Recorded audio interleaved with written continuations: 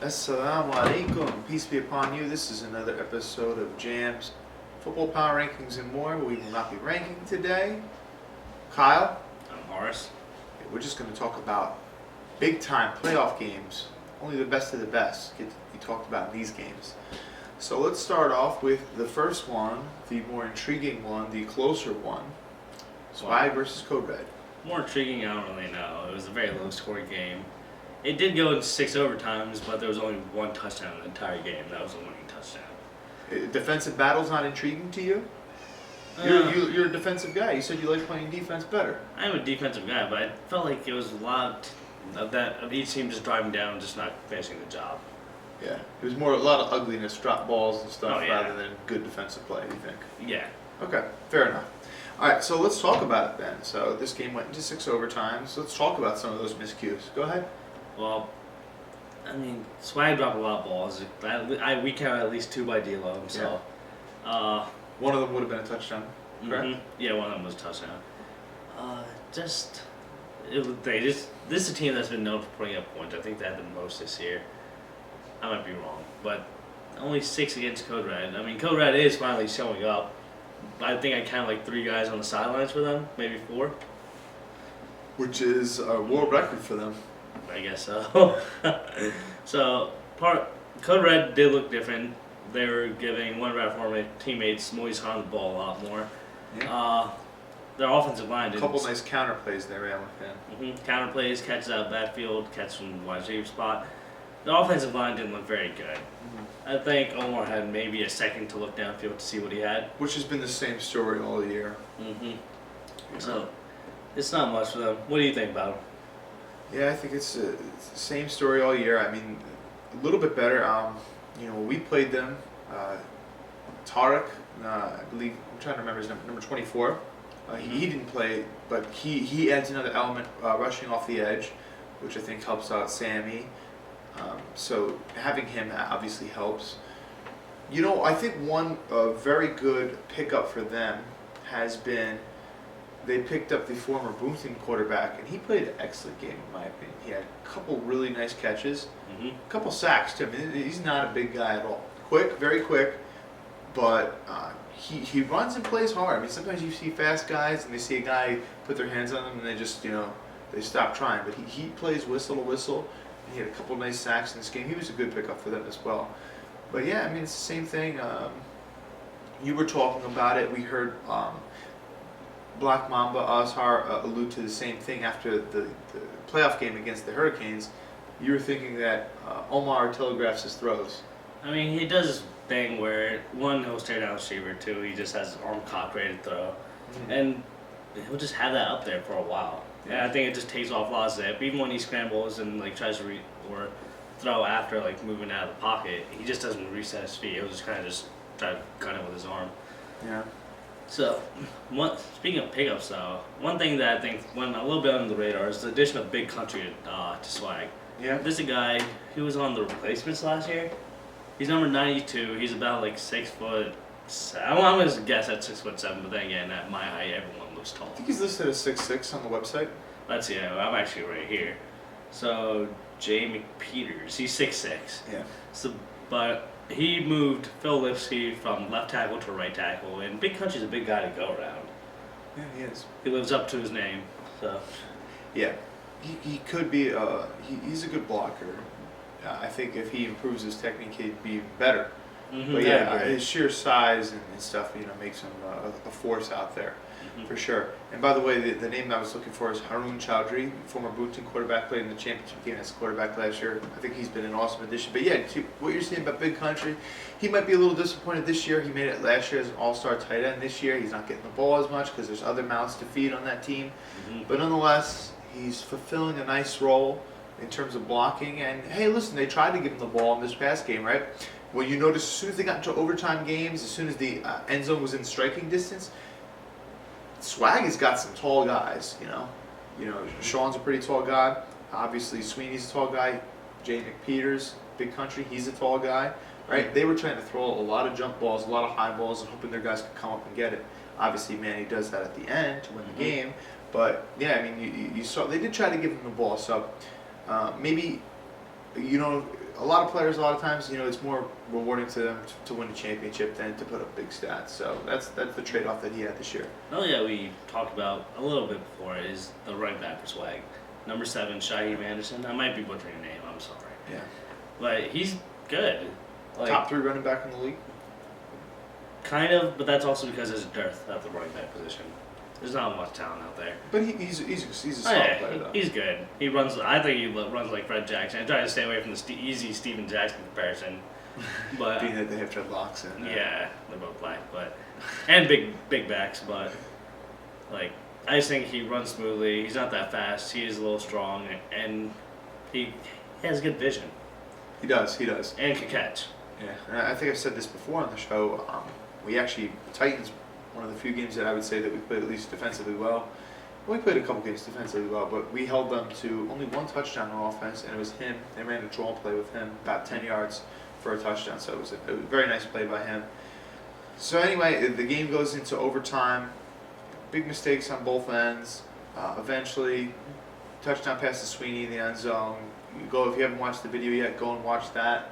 The editing was great for that video, especially the end. Yeah. That was my favorite You can part. see his foot is clearly in bounds. There's no way to dispute that. Some people probably want to dispute what happened in the Hurricanes game, the Hurricanes playoff game that is, when Randy caught the thought to be game-winning touchdown. Mhm. But yeah, This one was clear. He has 1 foot, and there was a little bit of space, so you could see green between the line and his foot.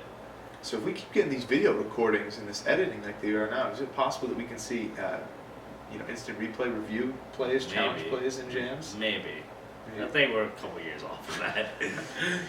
All right. But anyway, so congrats to Code Red. They really showed up in the playoffs. One question before we skip or move on from Code Red. Maybe we've been wrong about them. Maybe they actually have a really good defense. I think they play their zone very well. Maybe, and I like, think it's something similar to Union where, playing a zone when it's 1st and 20, in a league where you don't have to tackle people, you just have to pull a flag. Mhm. If you can play it correctly, everyone knows it does their job right. Easier said than done. You can have success, and I think.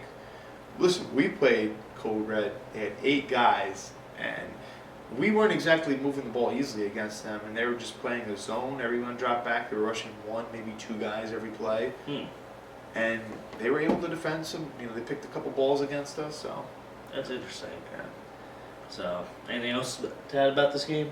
No, just we've obviously had our fair share of getting on Code Red this season, but they obviously earned our respect. So props to them. All right, so we move on to the Dime City Union game. I thought this was a more exciting game. There were a lot of highlight plays, picks, big catches, a lot of big catches. Mustafa had 2 really big ones at the end of the game. His last touchdown, he goes back, fights for the ball. Actually, the other guy had inside. He had the inside on him. Mustafa fights back, Mm-hmm. and he actually gets inside of him. He jumps up. Nice touchdown. I think it was the first touchdown of the game. Rajab had an amazing pass right in the right spot to Mustafa. That was the first touchdown of the game? It wasn't to Mustafa, it was to Muhammad Hassan.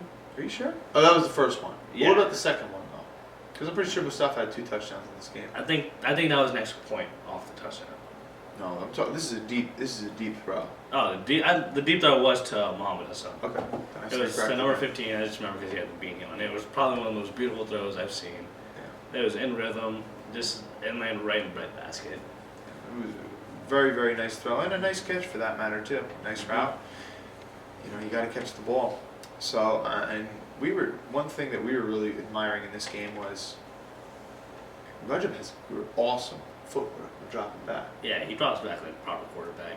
He's always been a top thrower. I mean, I compare him to Peyton Manning in this league, and ironically, he does wear number 18. Yeah, how about that? So, So- did he purposely wear a team? Is Peyton Manning his favorite player? I'm not sure about So, that. would he be a Colts fan or a Broncos fan?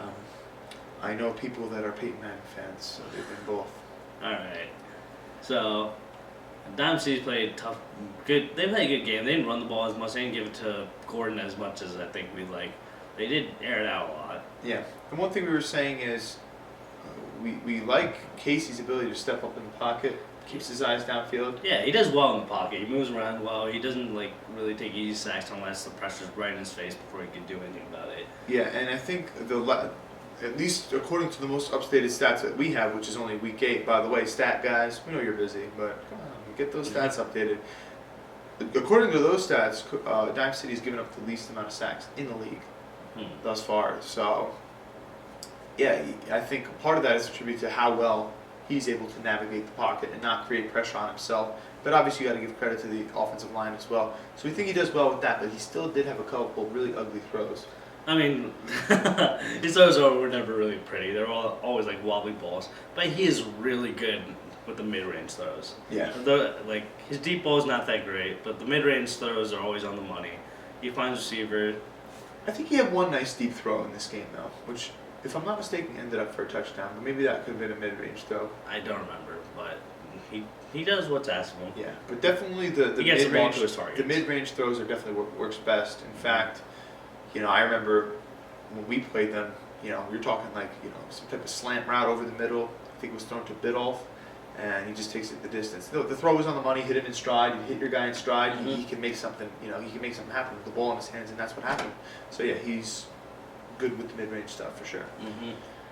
Another thing that Dom says is like they have one corner. I want to say he was a hybrid. Number 21. Number 21. Let me look him up by name. Either way, he's a very vocal guy, very spirited character. So his name's Paul Becca. I'm not exactly sure if that is him, but either way, it's the hybrid, and he had 2 really good picks this game. Yeah. But I think both in the end zone. At least one was for sure. So I thought he played really well this game. He had great picks. Even Mr. 88 had a decent job. Like they did move to running back. I really don't know his name. I just remember him. That's not even why I'm laughing. I'm just laughing at number 21. A funny story for him is it started raining in the first playoff game when they were playing the Knights. And I guess he's got dreads or something. And he asks, I think it was number 5 or something. He's like, throw me your beanie. Throw me your beanie. And the guy's like, why? He's like, it's raining. He's like, I can't get my dreads wet. And the other guy's like, oh. He still threw him his beanie. He's like, yeah, but I gotta get wet. That's ridiculous. Anyway, you guys gotta look fashionable while playing, right? Yeah.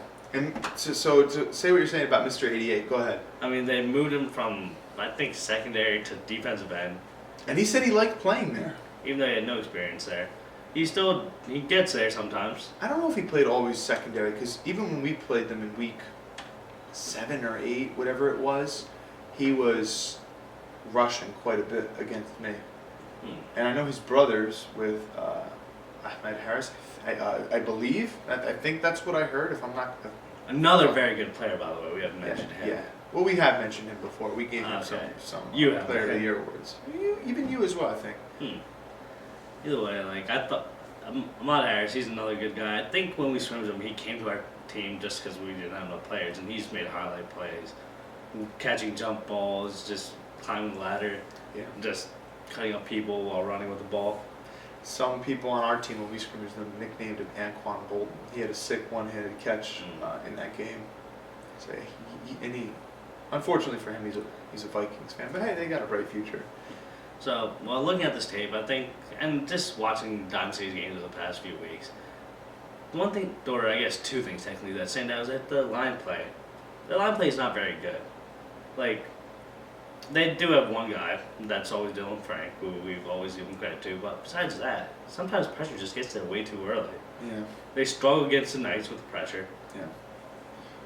And even the defensive line sometimes just doesn't look like they're getting much. And to hit on your point, I believe he's number 99. Do we see a number 99 on yes. their roster? Jordan Emmering, 6'4", 260. And yeah, very, very nice guy. Very nice guy. And I don't think anyone questions how hard he plays, but it's his first year playing football, and his technique needs to improvement with blocking, and he'll be the first to admit that. Yeah, it shows. Yeah.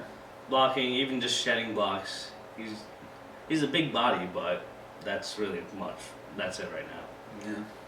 So I do think overall the line is pretty strong, and I think another guy who had a pretty good game is number 31, Peter. I think he had at least one of their touchdowns, and he might have had this second touchdown if I'm not mistaken.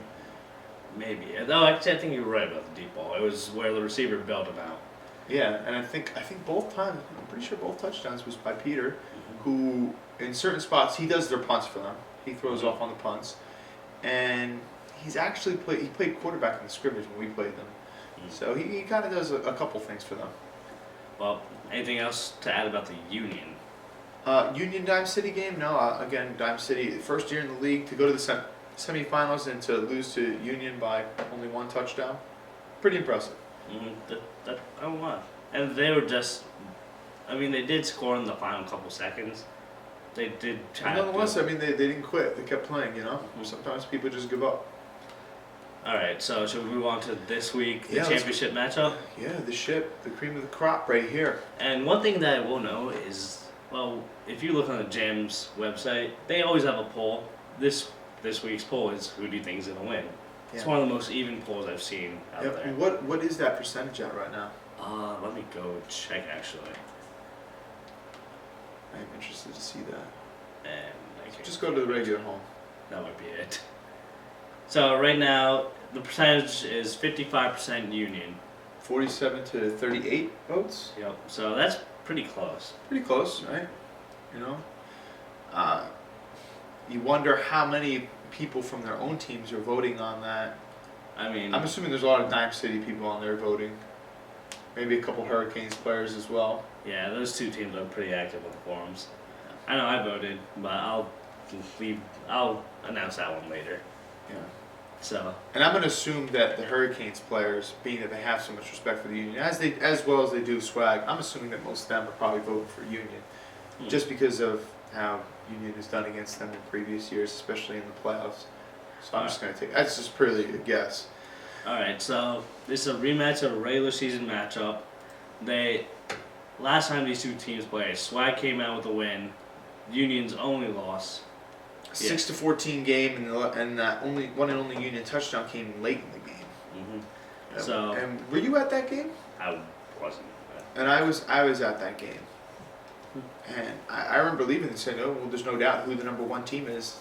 It's the Swag." And at that point, I walked in thinking that Union was going to win that game, and once I left the game, I left convinced, otherwise that I was a fool and picked wrong. Mm-hmm.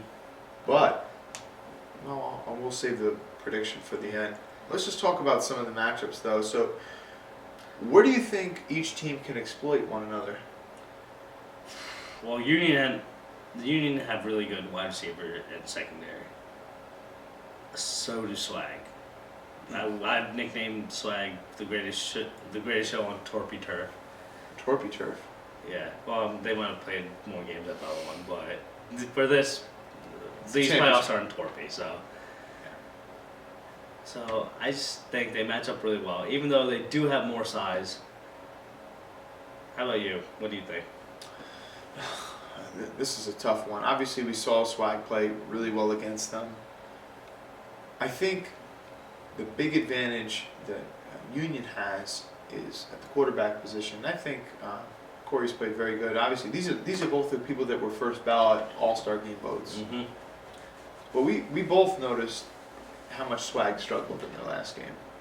He did miss a couple throws. They didn't score until the end, which is, I think it's a huge point for me. Yeah, and we noticed a couple times the running back bailed out in the Code Red game, and he was wide open. The quarterback didn't see him. Now, obviously, that's not the first read, but nonetheless. I mean, that we just saw one play in particular that was just a really bad miss. Yeah. So there's that. I mean, I think it's universally accepted. Even after watching this game, I was less impressed by Corey Kearney. Yeah, and we were very much impressed with Roger in a big spot. Mm-hmm. Although Roger did throw like 2-3 picks. I think he did. I mean, one of them was a big jump ball. You're gonna throw picks in this league, though. Mm-hmm. So I don't know. I mean, it is really not uncommon at all, even for the top quarterbacks to have more interceptions than touchdowns. What team do you think has more of an advantage in the trenches? This is an interesting one, because something that jumped out to both of us as we're watching the tape is number 72 for Swag. Mm-hmm. He's a big boy. His name is Excellent. Maurice Lyles, 24-year-old. His height and weight is not listed. I've personally never played. I played against Swag twice. I'd say he's about 6'2", 6'3", and at least 270. Yeah, and he might even be taller than that too. I would not be surprised if he's about 6'4". But when he was in for those, I mean, it doesn't look like he's very well conditioned. But when he's in, he's demolishing people for 2-3 plays. Demolishing people, and they definitely, there was a couple stories where they didn't play him, but when he was in, he's this guy's defeating the double team, squeezing in there. And, it's not necessarily like he's going against some slouches on the line. I mean, the center for Code Red, although I think he had a little bit of a down year, and a very nice guy as well. He was an all-star a couple of years ago. So, and if I'm not mistaken, he put him on the ground one play. So this guy, I think that is a tremendous addition for Swag. He was a late game or a late season addition. He only played in like the last couple of games. And he missed like the first 6 or whatever it was. Yeah, but he was a one-man wrecking crew in the middle. Yeah, guy who doesn't get enough respect around the league is Dawies, German, or German. I'm not exactly sure you pronounce his last name. What team does he play for? He's for Swag as well, number 34. Okay. Now, if you look on the stats, the unupdated stats, he's top 5 in sacks with 8. He missed a game too. I believe he played college running back for William Patterson, if what I heard was correct. He's a good athlete. In fact, he tore us up last year for a couple of sacks. When we played with the Titans this year, he had at least 3 sacks against us. But then I switched on him and held my own against him. But anyway, he's a good player. Not enough people know about him. And in fact, when I was on the All-Star selection committee, not a single person knew about him. I was like, well, what about this guy? And people looked at his stats and were like, oh, how did we miss this guy? But he's a good player. Had a couple sacks in the previous game. He understands football, has a good motor. And he has a teammate, Phil Lipsky. Yeah. He has 9 sacks. Well, going off the stat page, he has 9 sacks. Cool. A lot, and that's also a top 5. He's just right above his teammate. Solid player. 5 of those sacks came against Code Red when they played them. And I don't know what was up with Code Red's line in that game. I know they lost the game 22-0. But yeah, I mean, more than half his sacks came in one game. I mean, I think that's just a sign that Code Red needs that line talent. Yeah. And it'd be interesting to see how many sacks, people had, in the total season. I'm interested to see what the updated stats. But yeah, so you're talking about, Lipsky, Dawies, Lyles, and it's a pretty formidable defensive line. What about the offensive line? Of Swag or for Union? Because we're talking about. Well, we haven't talked about Union, so let's talk about their defensive line first, I guess. All right, so let's talk about Union's defensive line. And when you asked me a couple weeks ago, we did our season awards for the best defensive lineman. I picked Dominic Russo, number 85 for the Union, and I said, I think he's the best pass rusher. And from what I was hearing, I never asked him this. I heard he's a wrestler as well, so you could see that he's obviously has really good technique. He knows how to use his hands. Knows how to control other people's weight and stuff. So you kind of see that wrestler in him, and you wonder maybe Kareem, who was a collegiate wrestler himself, maybe he's the one who brought him in on the team. Maybe they used to wrestle with each other. I'm not exactly sure. You have a couple wrestlers, and they do sometimes play like it. Yeah. So you're yes. Let's just say we need to say no more. All right, so I mean they do get by just by being physical. I still don't think their defensive line's that good. But they still get the job done somehow. Yeah. They go with 3-man rush. I think so does Swag. Do you see... One thing I like to do is match up one team's offensive line with the other team's defensive line and vice versa.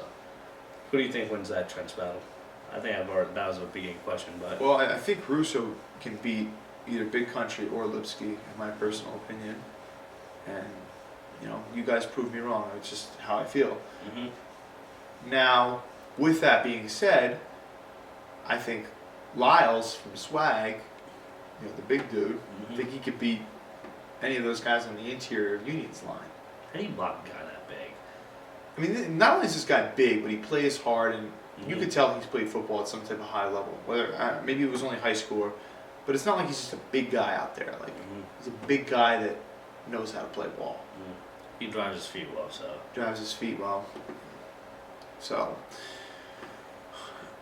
And I'm looking at Swag's roster right now. 69 Joe Biggie. For weight, it says fat. Something tells me he didn't put that in. Yeah. But I think he's like their center or guard, isn't he? Their center is their captain, which his name's Brian. So it's definitely not him. I think it might be their left guard, maybe. Mhm. I'm not totally positive about that. But anyway, I think they're pretty evenly matched on the lines. I think they're just like I think this is a really good game. They're both even really well like. Trenches, I think it's a toss-up. It's a good game. It's going to be very intriguing to say the least. I don't know, something about Swag. I think they just have. I think they're better in the trenches, offensive line wise at least. Fair point. Fair point.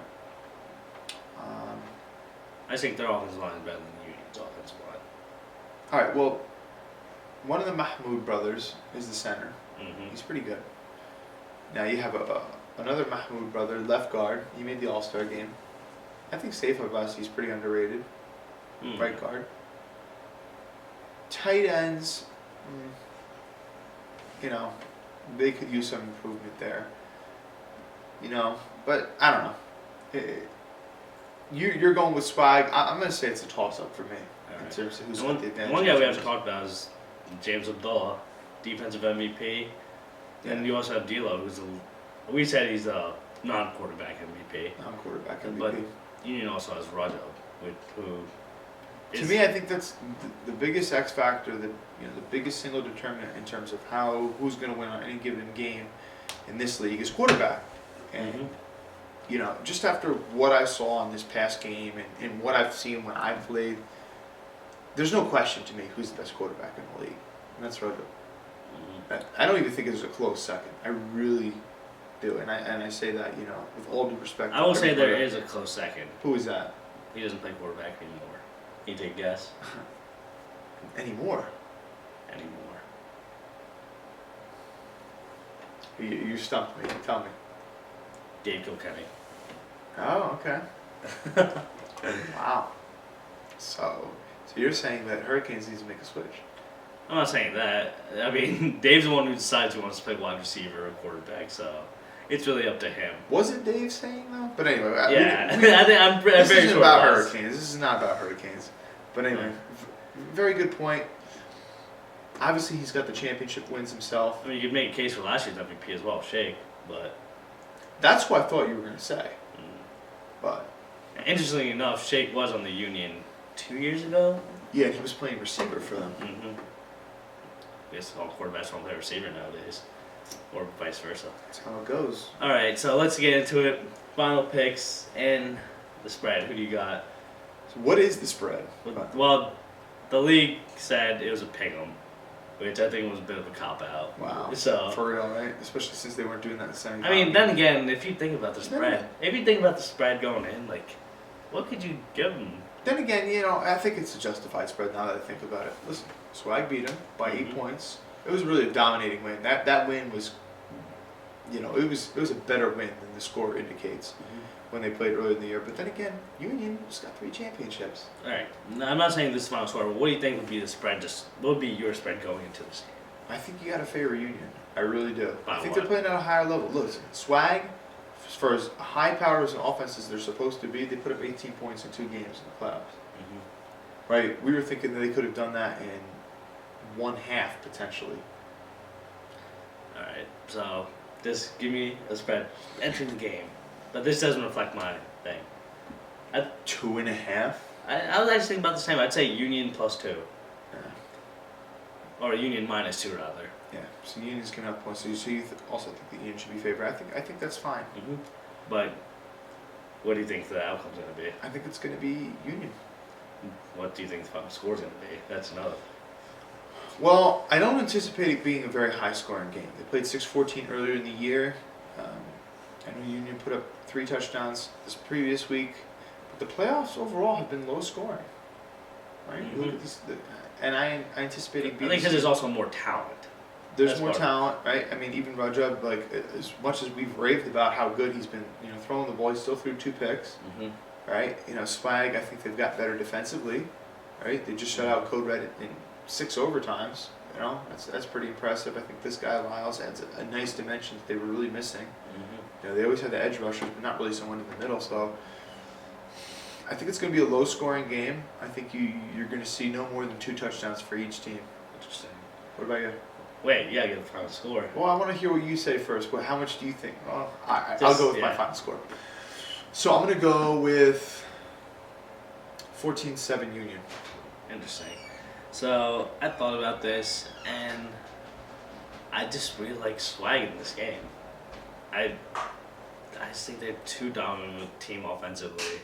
They're too fast. They're too big. Were Especially they the dominant skill offensively against Boonton? You said Boonton's defense was horrible beginning of the position. year. Then I watched that game again, and I thought Boone was actually maybe better than we thought. They are better than we thought. That's But for sure.